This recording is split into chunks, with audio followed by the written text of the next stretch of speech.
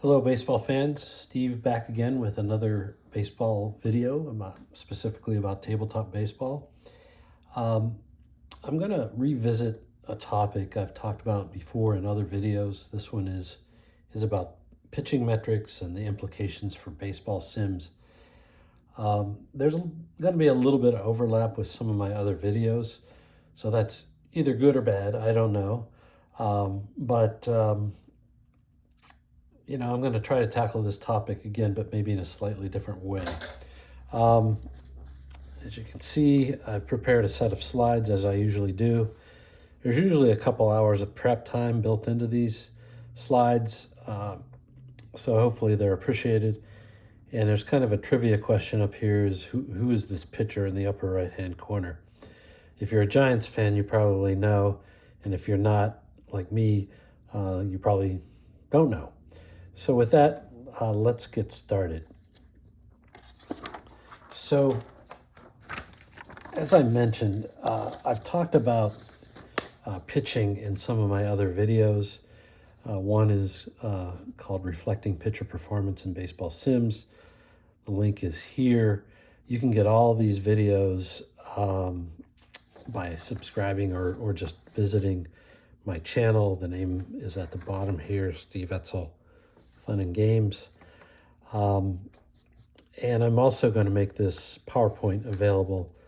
You just have to ping me to get access to it. All this video content I'm recording is primarily to generate some thinking on your part, share some learning as I'm continuing on my journey, and therefore any comments you have I think would be helpful to me and also to other people who happen to watch my videos. Likes are always appreciated. Subscribing is up to you. I'm not trying to make a living doing this. But if you subscribe, you'll get notifications for my other videos. So with that, I'm going to jump in. So, in the context of a sim, what pitcher performance factors are important? And I've identified some of these before, but the first two I think kind of go together. Walk rate I think is very critical, and I tend to exclude intentional walks when I'm creating cards for baseball sims. And then batting average against, very, very important, I think, for the way most sims are designed, either directly or indirectly. If you can get walk rate correct and batting average against correct, you're well on your way to reflecting the pitcher's kind of performance, at least based on the season stats that you're using. So maybe as an aside, there's this more generic philosophical question, which is, are we trying to reflect the pitcher's performance in the sim or his underlying skill? I think I touched on that in some of the other videos. I'm not going to really get into that today. You'll see in my video here and in my other one, for purposes of analysis, I have been using the whip statistic as a proxy for walk rate and batting average against, only to simplify some of the analysis. When carding the actual players, I think the walk rate and the batting average against needs to be specifically targeted or specified. The second thing, which I think is critical in a sim, and not all sims have it, is to allow the pitcher to influence the home runs that are allowed, or the rate of home runs occurring. And depending on the sim and how you're designing the carding software, that can be either expressed as a percent of plate appearances or percent of hits. And you're trying to get to the same place, but it might be different depending on how you've designed your spreadsheet. I think a broader question, though, is should you be trying to reflect all extra base hits allowed by the pitcher, or effectively the slugging percentage against, or maybe the isolated power against statistic. So we'll talk about that today. I think further down the line here is, should you in some way be reflecting either the ground ball fly ball ratio or the ground out air out ratio, both of which are now available on Baseball Reference, although not all the way back into history. Maybe more critical than that, those two generic ratios, is the double play rate, which I do try to customize in my sims, and ideally both for the pitcher and the batter. I have a separate video on that topic. And then I think less important, but still important, is the strikeout rate. And often that's expressed as strikeout as a percent of plate appearances. Why I say it's less important is because I think the most important thing is to get the batting average against correct. And then it's nice if you can get the type of out correct between strikeouts, ground outs, and fly outs or air outs. So still important, but maybe not as important as the stuff that's at the top of the page. And there's a whole bunch of things I'm not going to talk about today, but splits, which I have a video on splits, clutch performance, ballpark effects, and there's probably many more. So with that context, let's just take another dive into a philosophical topic, which probably has practical implications, which is, what does the pitcher actually control? And there is a concept in baseball I've talked about in some other videos called fielding independent pitching, or sometimes it's called DIPS, which I think is defense independent pitching statistics. And the premise of FIP is that the pitcher has the most control over strikeouts, walks, hit by pitches, and home runs. And FIP essentially removes any pitcher-specific effects on what happens once the ball is hit into the field of play. And I would say I am not a complete believer in FIP, and I'm probably not a believer in FIP as it comes to designing cards for sims. But I do look at it. I have a spreadsheet for the long ball game, vintage game, and FIP is one of the things I look at when I'm trying to assign a pitcher grade from 1 to 4, which is a little bit of art and science combined. So I say I'm a skeptic. And then when I was doing this research for this video, I came across once again an article by a guy named Voros McCracken in 2001. And the article is entitled "Pitching and Defense, How Much Control Do Hurlers Have?" And there is a link for this down below, but it's easy to find with a Google search too. And if you read this article, you can become a believer in FIP. And I think FIP can be important in understanding the difference between luck and skill. And I think the reason why Voros McCracken came up with this concept is that he was trying to find a statistic that would be the best predictor of next year's ERA for a pitcher, so that he could do better in his fantasy baseball or his rotisserie league. And so those are the roots of FIP. And this article is well worth reading, regardless of your thoughts on the subject. And there are some other useful FIP articles as well, which I think I've talked about in other videos.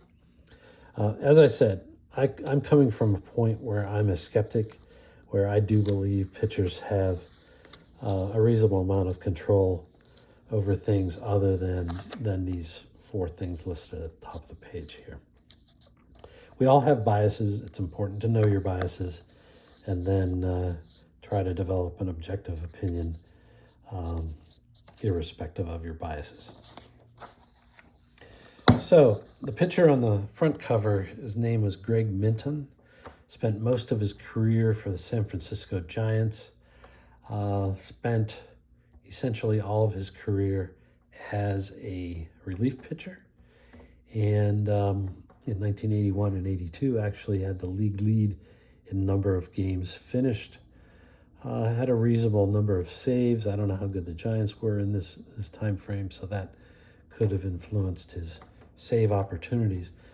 But why I have him here is he's kind of the answer to a trivia question in the sense that you can see highlighted in red here that from 1979 to 1981, despite pitching what looks like a couple hundred innings or more, 150 innings, he allowed no home runs, none. And this was a span over about 3.5 seasons. And to be honest, and we'll talk about this later, but he only gave up 43 home runs his entire career in 1,100 innings pitched. And that's just really low. Now, this is very consistent with FIP in the sense that FIP says he does have control over the home runs he gave up. But I thought he was an interesting case, and we'll come back to him here in a little bit. Just for context, his FIP averaged about 3 in those 3 years, which is obviously very good. But he also had a good whip in 2 of the 3 of those years as well. So enough about Greg. No, maybe not enough about Greg. So one of the metrics, as I said, I look at with pitchers is home run percent. In this case, it's home runs as a percentage of plate appearances. And over his 16 years, he had a home run percent of 0.9%. Not well below, but just slightly below half the rate of the major leagues in that era, which is quite phenomenal, to be honest. So if during that time the major league average was 2.1% of all plate appearances resulted in home runs, then in his case, less than 1%. Let's look, though, at some other statistics. So I mentioned there's a ground ball, fly ball statistic, and there's a ground out, air out statistic. And he only has ground ball, fly ball ratios for the last 3 years of his performance, but he clearly, the ratio of ground balls to fly balls was in favor of ground balls.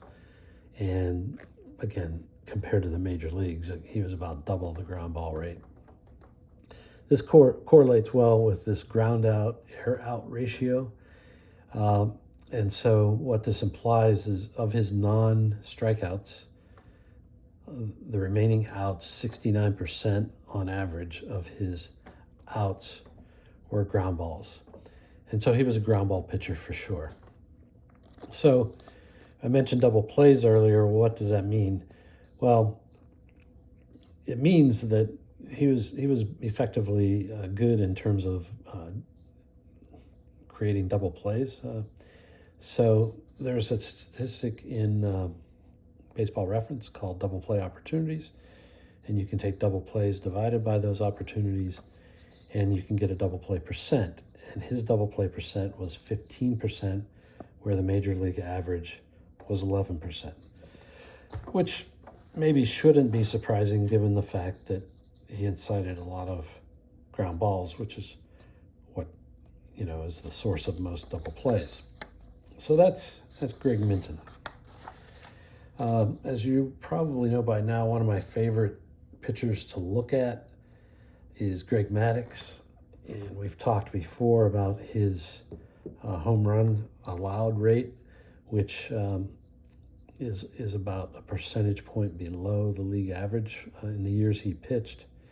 He also had a very low walk rate, which I think is very impressive.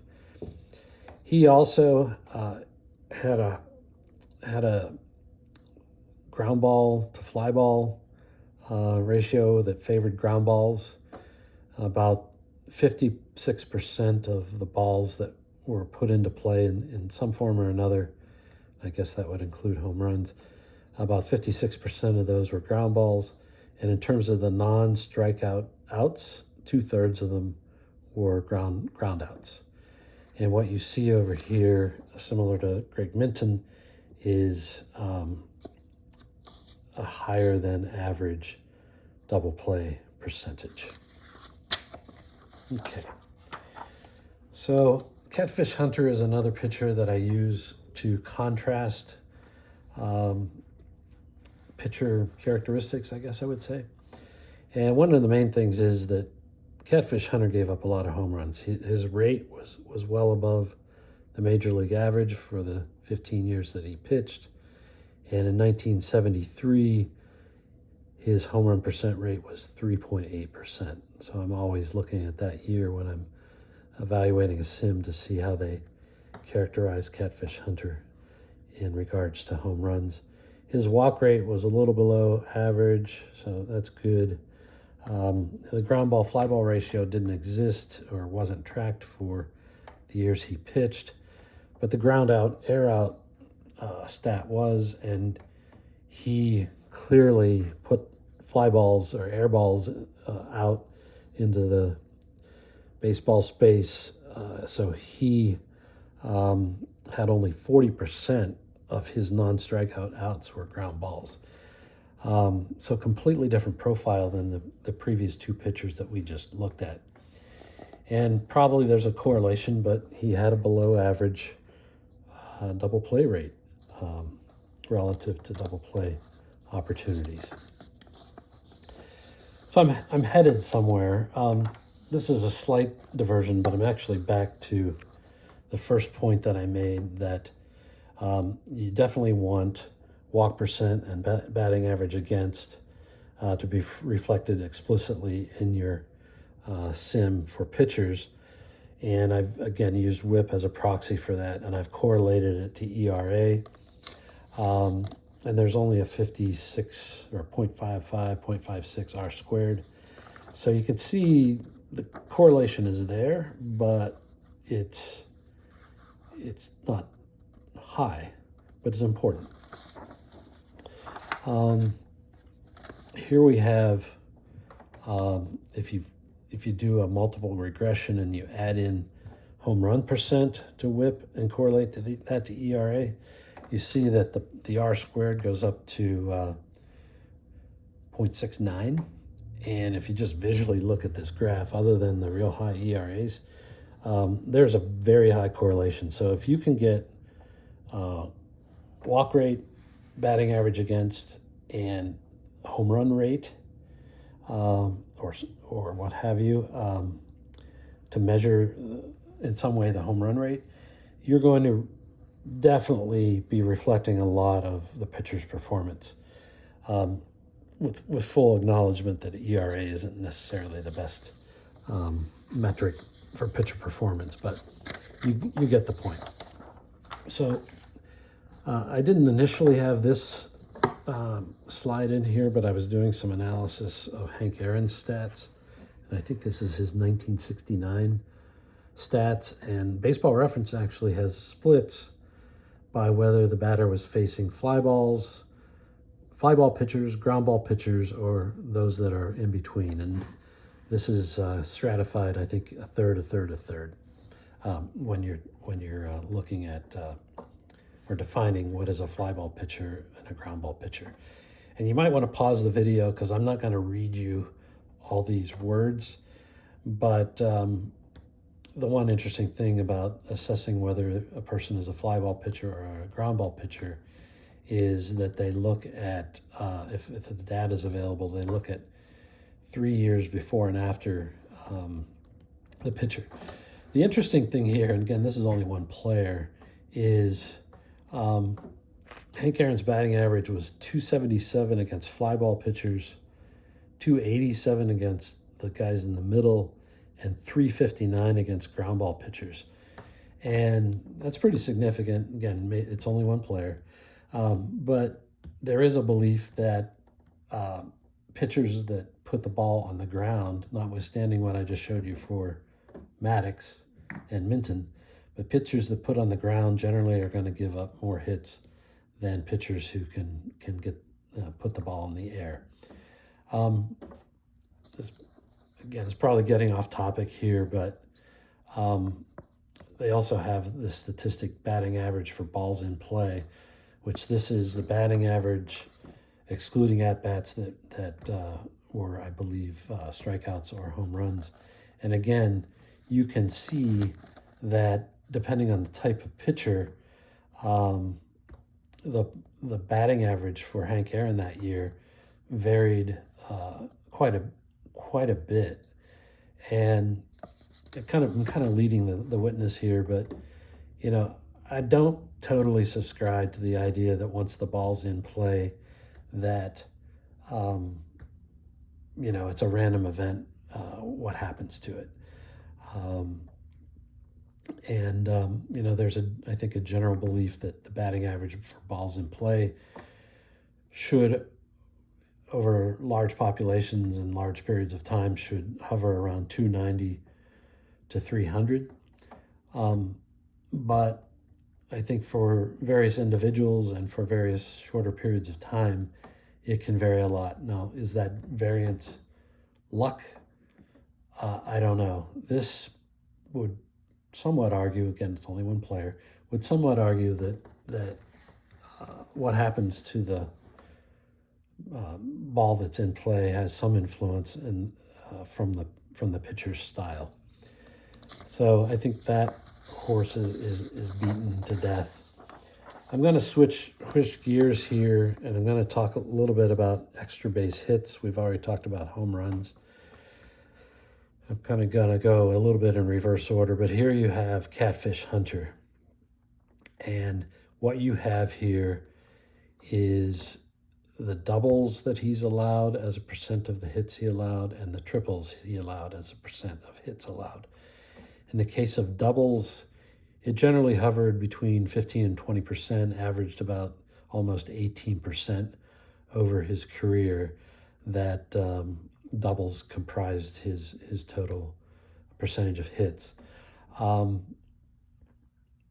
This is not necessarily meaningful out of context, but we'll compare it to a couple other pitchers. And in terms of triples, you know, there's a lot of debate in the hobby about whether pitchers have any influence at all over triples. You know, I think the biggest complaint is among the strat players when a pitcher has a triple on his card, but the batter has not hit a triple either in that particular season or in his whole life. So how in the heck are you going to have a triple come from the pitcher card? Some people fix that with a homebrew, that if the guy didn't have a triple in real life, that triple's turned back into a double, but I digress. Okay, so we'll set Catfish Hunter aside here and look at Greg Maddox. So as it relates to doubles, Greg Maddox's doubles rate was pretty much the same as Catfish Hunter's, even though one is a fly ball pitcher and one is a ground ball pitcher. And again, the rate kind of stayed within this 15 to 20% band. What is different is triples. And you see here that Greg Maddox's triples rate is quite a bit lower than Catfish Hunter's triple rate at 1.8%. Now, is that a function of the fact that he is a ground ball pitcher? Perhaps. Could be ballpark effects, but I think my premise here is that it's because he's a ground ball pitcher. And now we're going to go back to Greg Minton, who again was a severe ground ball pitcher. And what you see here is not only is his triples allowed as a percentage of hits low, and low like Maddox's, but his doubles rate was very low as well. Again, these are only 3 players. Hard to draw conclusions from these players, but they are different and different over long careers.